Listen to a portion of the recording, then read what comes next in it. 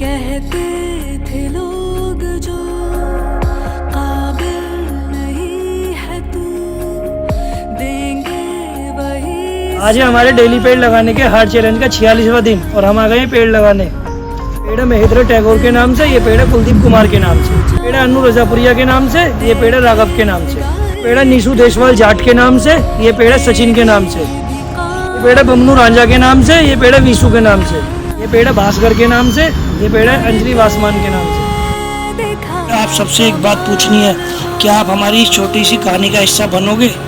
क्या आप दुनिया को शेयर कर हमारी इस वीडियो को पहुंचाओगे, जिससे लोग इस पहल को ज़्यादा से ज़्यादा जान सके और हमारी इस पहल का हिस्सा बन सके? वैसे तो दोस्तों पेड़ आप सबको लगाना चाहिए, मगर आप पेड़ नहीं लगा पा रहे हैं तो हमें फॉलो करिए, हमारे एक फॉलोवर पर एक पेड़ लगा रहे हैं।